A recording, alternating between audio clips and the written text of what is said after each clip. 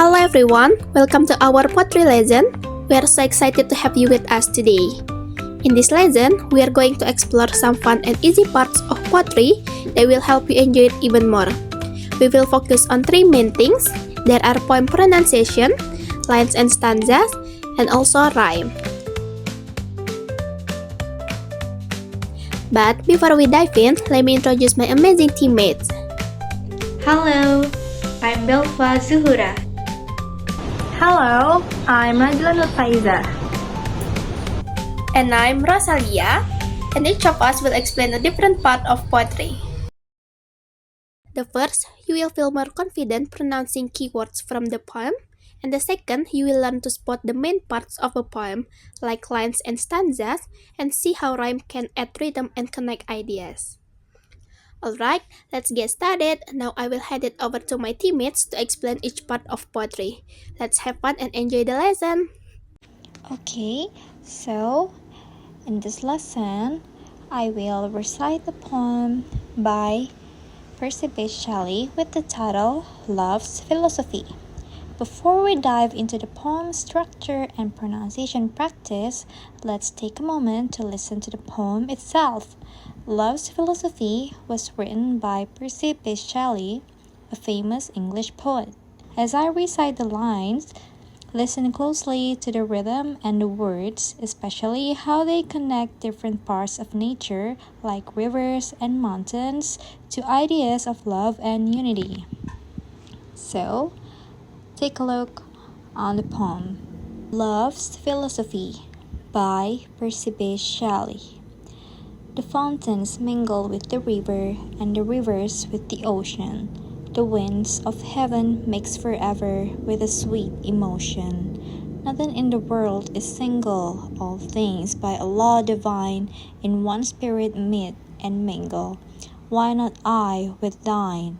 See the mountains kiss high heaven, and the waves clasp one another. No sister flower be forgiven if it disdained its brother. And the sunlight clasps the earth, and the moonbeams kiss the sea. What is all this sweet work worth, if thou kiss not me? Now that we've heard the poem, let's go over some key vocabulary words. These words are important for understanding the poem's meaning, and practicing their pronunciation will help us speak more clearly and confidently. I will read each word slowly, so listen closely and repeat after me to get the pronunciation just right. So, we will start with the first vocab. The first one is fountains. Fountains. That's good. The next one is ocean. Ocean. Okay, that's great. And then heaven. Heaven. Next is emotion. Emotion. That's good. The next one is single. Single. Okay. The next one is divine. Divine. Mingle. Mingle. The next one is clasp. Clasp. Next is forgiven. Forgiven. Okay, that's very good. And then for the next one is disdained. Disdained. Next is sunlight. Sunlight. Okay. Next is clasps. Clasps. It's a little bit hard, but I know you can do it. Next one is moonbeams. Moonbeams. So for the last one is through. Through. Okay, that's great.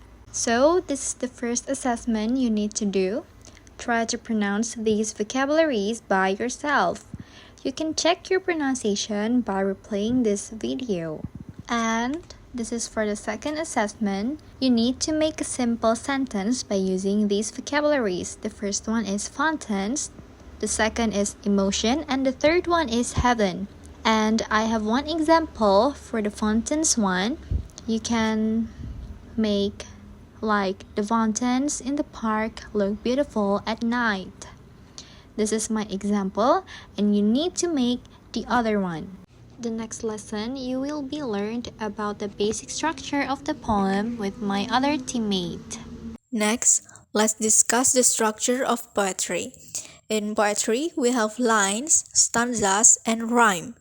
Lines are the individual rows of words in a poem. You can think of them like sentences in regular writing. Stanzas, on the other hand, are groups of lines. They are similar to paragraph in prose because they separate different ideas or sections of the poem. And the last is rhyme. Rhyme is when words have similar ending sounds, often at the ends of lines. Also, not all poems have rhyme. While the rhyme can add musicality, rhythm, and emphasis to a poem, many poets choose to write free verse or blank verse, which do not follow a set rhyme scheme. But here, I am giving an example of a poem that has rhyme. Okay, so here is the example. The example is a poem called One Seaside Grave by Christina Rossetti, which has 10 lines and consists of 2 stanzas. Each stanza has 5 lines. Okay, so now we move to the example of the rhyme. In the first stanza, roses in line 1 rhymes with reposes in line 3. Thorn in line 2 rhymes with corn in line 4 and also with morn. The stanza has an A-B rhyme scheme. Okay, so now we move to the second stanza. Decembers in line 1 rhymes with remembers in line 3. Sad in line 2 rhymes with forget in line 4 and also with yet in line 5.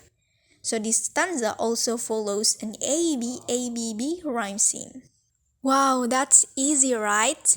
So now we come to our main poem, Love Philosophy by Percy Bysshe Shelley.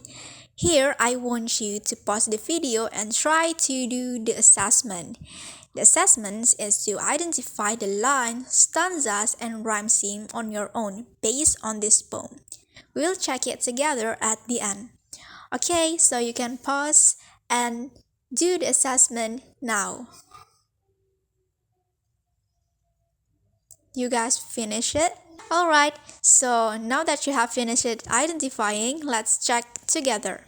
So this poem has 16 lines in total and 2 stanzas, each with 8 lines. Now let's look at the rhyme. In the first stanza, river in line 1 rhymes with ever in line 3. Ocean in line 2 rhymes with emotion in line 4. Single in line 5 rhymes with mingle in line 7. Define in line 6 rhymes with time in line 8. So the rhyme scheme in this stanza is A-B, C-D. Now let's look the second stanza. Heaven in line 1 rhymes with forgiven in line 3.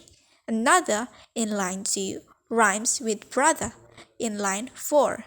Earth in line 5 rhymes with word in line 7.